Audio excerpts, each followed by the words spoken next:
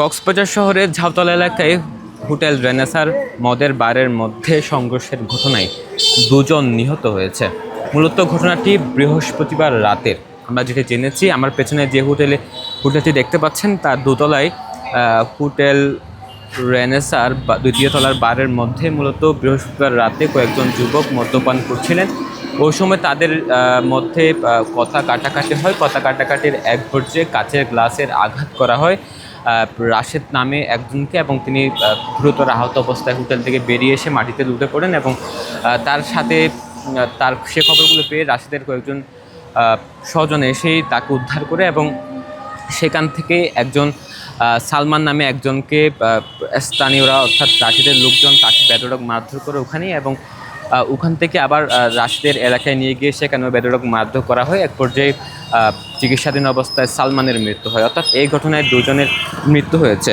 আমরা যেটি জেনেছি, নিহত রাশেদের পরিবার স্বজন যেমনটি বলছেন যে রাশেদকে হত্যার পেছনে মূলত রাধি নামে একজনের কথা বলা হচ্ছে, এবং রাধির সাথে আরও বেশ কয়েকজন ছিল এমনটি বলা হচ্ছে। তবে আমরা যেমনটি পুলিশ সূত্রে জেনেছি, এই বারের মধ্যে মূলত 3-4 জন যুবক মদ্যপান করছিলেন এবং সেখানেই কথা কাটাকাটি হয়। সালমান নামে যাকে রাশেদের লোকজন যাকে পিটিয়েছে, অর্থাৎ প্রথম দফা এখানে মারধর করেছে, আবার নুনিয়াছড়াই অর্থাৎ রাশেদের এলাকায় নিয়ে গিয়েও সেখানে মারধর করা হয়েছে।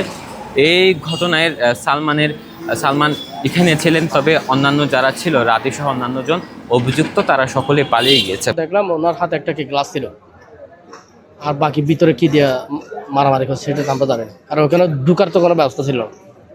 দারোয়ান বলতেছে মালিক পক্ষ কি অর্ডার নেয় ভিতরে যাওয়ার। পরে উনি প্রায় 5 মিনিট পর্যন্ত ওখানে পড়া ছিল। এতগুলো রক্ত গেছে যা আর কি আমার কাছে আছে ছবিগুলা। তারপরে যে মারছে ওনাকে একজন ধরছে, আর বাকিগুলা এটা বলতে পারবো না। প্রবেশ করার সাথে এখানে 2-3 জন ঢুকছিল, হঠাৎ করে আমি লোক থানা দিছি, লোক দিয়ে দিছি কেন বাহিরের মানুষ প্রবেশ, আমি চিনি না, ওদেরকে চিনি না ভাইয়া। হ্যাঁ আমি চিনি না, আমি হঠাৎ করে এখানে লক দিয়ে দিছি। ভাই কীভাবে ঘটনা করছে প্রকৃত আমরা তো জানি না। আমরা এখানে গেছিলাম, যাওয়ার পরে বারান্দায় দেখলাম কি ব্লাড।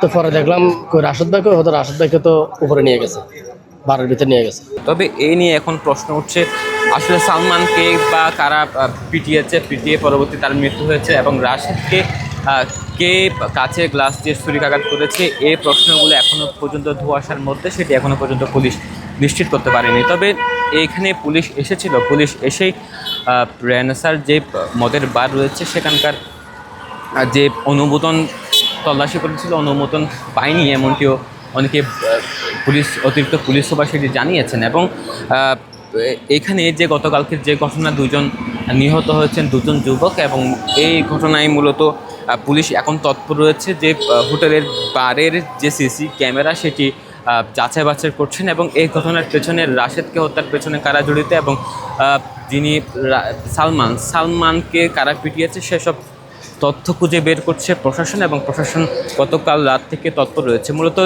যেটি সালমান নামে নিহত হয়েছেন, পরবর্তীতে প্রথমে রাশেদকে কাচের গ্লাসের ভাঙা অংশ দিয়ে তাকে আঘাত করা হয়, এবং পরবর্তীতে সালমানকে এখান থেকেই রাশেদের লোকজন তুলে নিয়ে যায় এবং যে পিটায়। এরপর পুলিশের হেফাজতে নিয়ে পুলিশ সদর হাসপাতালে নিয়ে যায়। সদর হাসপাতালে থেকে উন্নত চিকিৎসার জন্য চট্টগ্রামে প্রেরণ করে, এবং চট্টগ্রামে চিকিৎসাধীন অবস্থায় সালমানের মৃত্যু হয়। এই সব ঘটনার উত্তর খুঁজতে প্রশাসন কাজ করছে।